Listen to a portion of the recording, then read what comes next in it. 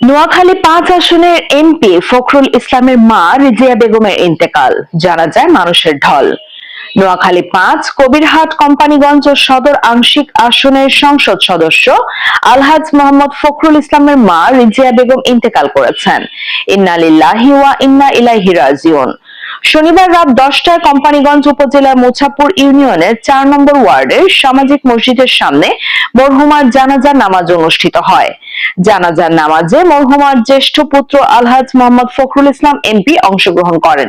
এই সময় নোয়াখালী জেলা প্রশাসন, জেলা পুলিশের সদর সার্কেল, কোম্পানীগঞ্জ উপজেলা প্রশাসন, থানার অফিসার ইনচার্জ সহ নোয়াখালী ও ফেনীর বিভিন্ন স্থান থেকে আসা হাজারো মানুষ উপস্থিত ছিলেন।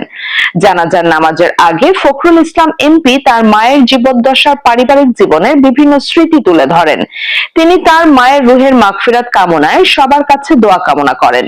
জানাজা ও দাফন শেষে নোয়াখালী জেলা প্রশাসন, জেলা পুলিশ সুপার, কোম্পানীগঞ্জ উপজেলা পরিষদ ও উপজেলা প্রশাসন এবং কোম্পানীগঞ্জ থানার পক্ষ থেকে মরহুমার কবরে ফুল দিয়ে শ্রদ্ধা নিবেদন করা হয়। পরে কবরের পাশে দাঁড়িয়ে মরহুমার সন্তান, নাতি নাতনি সহ স্বজনরা তার রুহের মাগফিরাত কামনায় দোয়া করেন। রিজিয়া বেগমের মৃত্যুতে বিএনপির মহাসচিব মির্জা ফখরুল ইসলাম আলমগীর গভীর শোক প্রকাশ করে শোক সন্তপ্ত পরিবারের প্রতি সমবেদনা জানিয়েছেন।